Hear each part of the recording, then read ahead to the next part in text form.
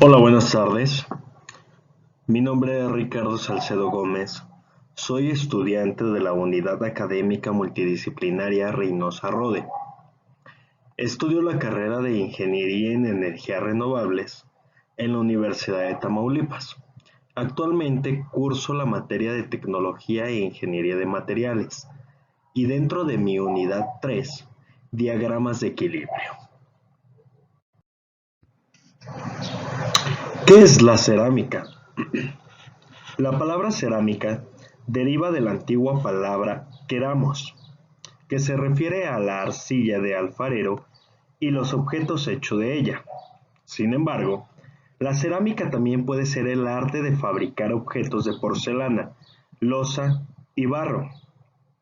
Es la utilización de materiales sólidos, inorgánicos y no metálicos, con una gama de propiedades útiles, incluyendo dureza y resistencia muy alta, punto de fusión extremadamente alto y un buen aislamiento eléctrico y térmico.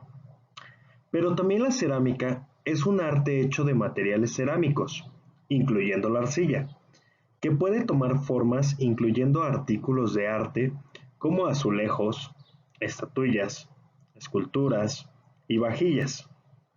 Si bien algunas cerámicas se consideran obras de arte, otras son consideradas como objetos decorativos, inclusive de uso industrial o de arte aplicado.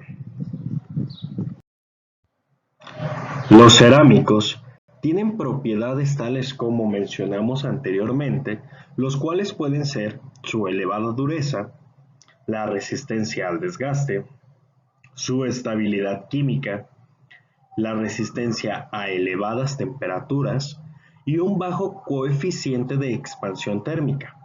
Sin embargo, todas estas propiedades no son actuales.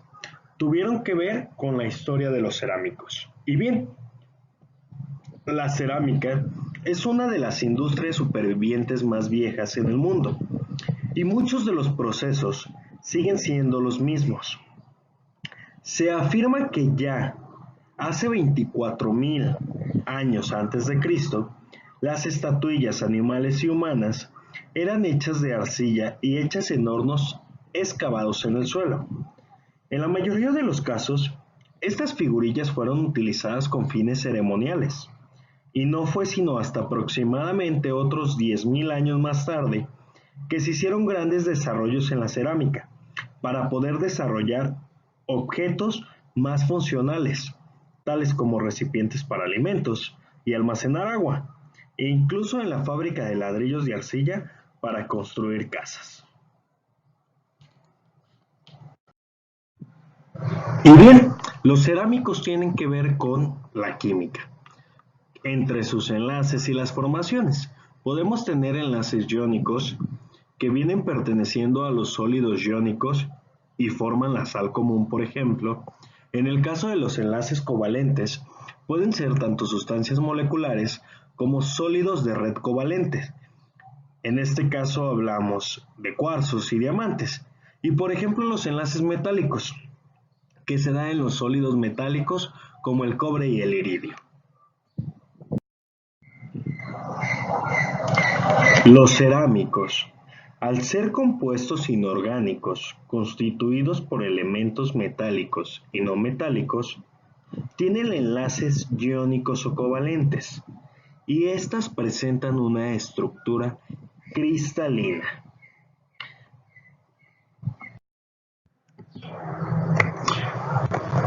Para el caso de los enlaces iónicos entre un metal y un no metal, su estructura tiene que ver con el número de materiales cerámicos, que poseen estructuras típicas como la estructura del Na-cloro y de la fluoretina.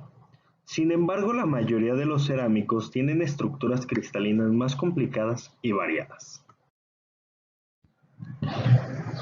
Dentro de las estructuras destacan cuatro muy importantes, entre ellas la estructura perovskita, en la cual los iones de bario y oxígeno forman una celda unidad cúbica centrada en las caras con los iones bario en los vértices de la celda unidad y los iones óxido en el centro de las caras, y el ion titanio se situará en el centro de la celda unidad coordinando a 6 iones hidrógenos.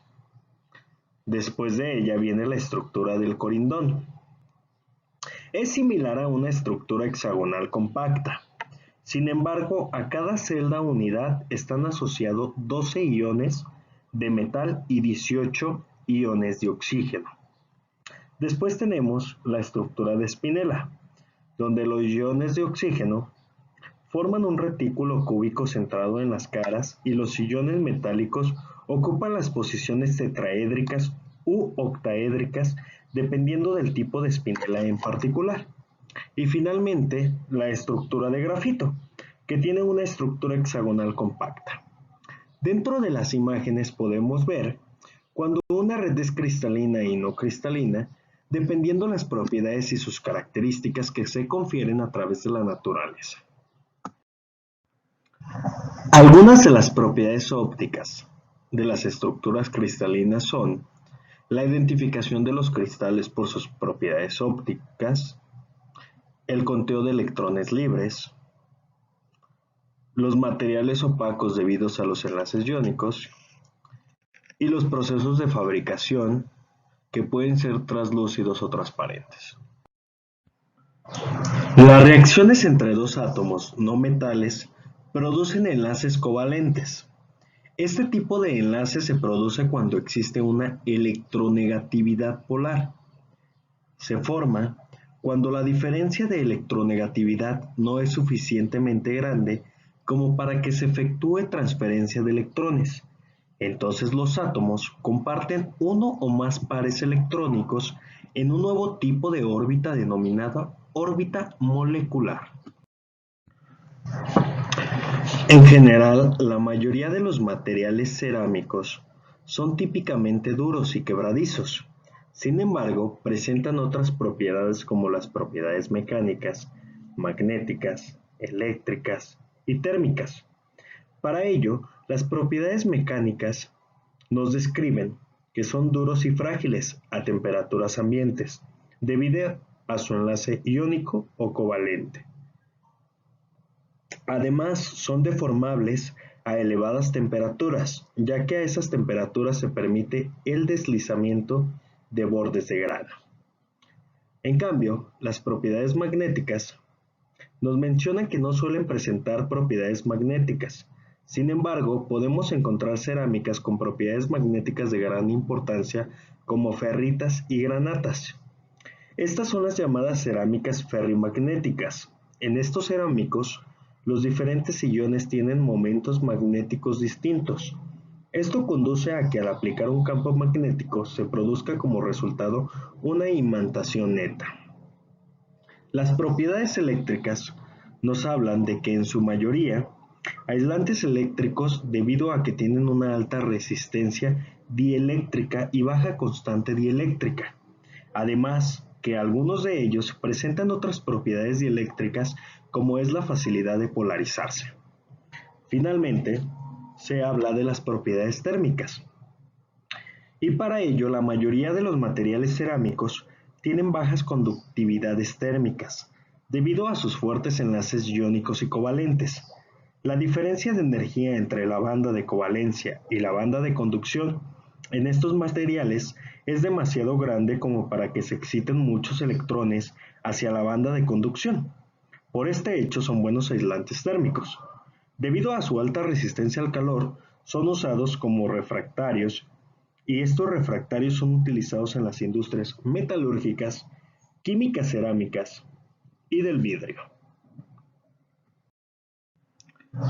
El punto de fusión de los materiales cerámicos es muy variante, debido a que tiene que ver con el tipo de enlace que tiene, ya sea iónico o covalente, y, por ejemplo, la loza italiana, que se fabrica con arcilla entre amarillenta y rojiza, mezclada con arena, su temperatura de fusión varía entre los 1050 a los 1070 grados centígrados. Sin embargo, la arcilla normal, que es de color rojizo debido al óxido de hierro, su punto de fusión puede variar desde los 700 a los 1000 grados centígrados. Esto debido también a los materiales con que se elabora.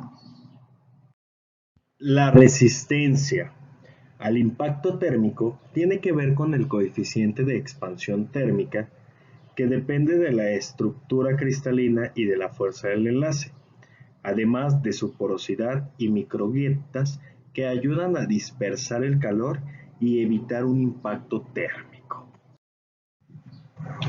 Debido a sus propiedades térmicas, que en la mayoría de los materiales cerámicos tienen bajas conductividades térmicas debido a sus fuentes de enlaces iónicos o covalentes, los materiales cerámicos se pueden clasificar en materiales cerámicos tradicionales, que vienen siendo la arcilla, el sílice y el feldespato, y los materiales cerámicos de uso específico en ingeniería, por ejemplo, el óxido de aluminio, el carburo de silicio y el nitruro de silicio, entre otras.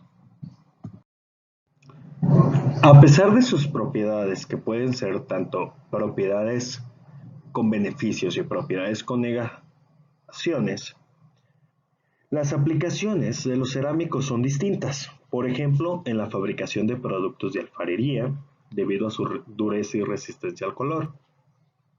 Losetas térmicas, por su baja conductividad térmica. En la fabricación de materiales de construcción, debido a su dureza y baja conductividad térmica y eléctrica. Aislantes en aparatos electrónicos. Materiales refractarios por su punto de fusión tan elevado. Sirven para pulir o afilar otros materiales de menor dureza debido a su gran dureza, y finalmente como vidrio. De mi parte es todo, les agradezco, esperando les haya gustado el tema de los cerámicos, esperen más.